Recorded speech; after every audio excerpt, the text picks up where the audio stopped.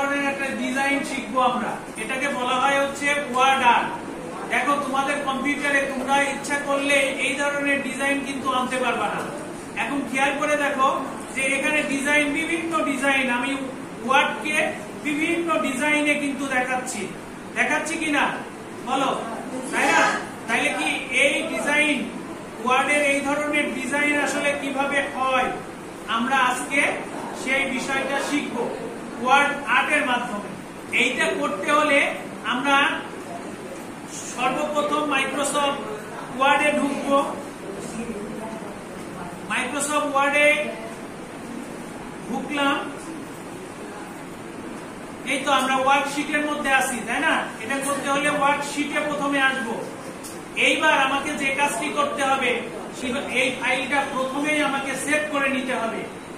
Save করতে গেলে কিভাবে সেভ করে, ফাইলে গিয়ে আমি এই যে সেভ অ্যাজ এ ক্লিক করব। সেভ অ্যাজ এ ক্লিক করলে দেখো আমার সামনে এই ধরনের একটা স্ক্রিন আসছে। আমি কোথায় সেভ করব? আমি ডেস্কটপে সেভ করলে আমি এখানে ডেস্কটপের উপরে ক্লিক করব। ক্লিক করার পরে এই যে এখানে ফাইলের নাম দিব। আমি ফাইলের নাম কি দিব? ফাইলের নাম ধরো দিব আমি এখানে মিলন নাম দিব। মিলন নাম দিলাম। তারপরে দেখো সেভ অ্যাজ টাইপ। এখানে যে কাজটা করতে হবে, সেভ অ্যাজ টাইপের ড্রপ ডাউন বাটনে তুমি ক্লিক করবা। ক্লিক করে এই দেখো এখানে এসে ওয়ার্ড 97/2003 টেমপ্লেটে ক্লিক করব। ওকে, ক্লিক করার পরে আমি সেভ করব। সেভ করার পরে আমরা পেজে চলে আসছি।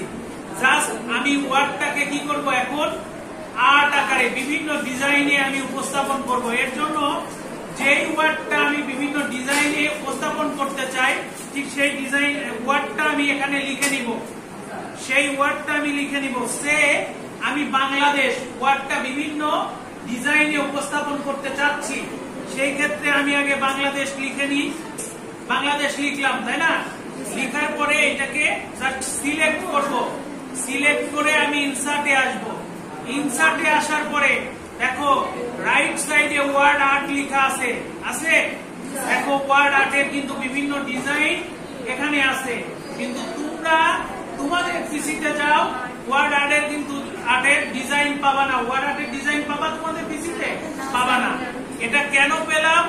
আমরা 97/2003 টেমপ্লেট সময় দেখাই দিলাম। দেখাই দেওয়ার পরে এখান থেকে ঠিক যে ডিজাইনটা তোমার পছন্দ তুমি সেই ডিজাইনটা নিবা। নেওয়ার পরে দেখো ওয়ার্ড আর্ট টেক্সট বক্স এখানে আসে। এখানে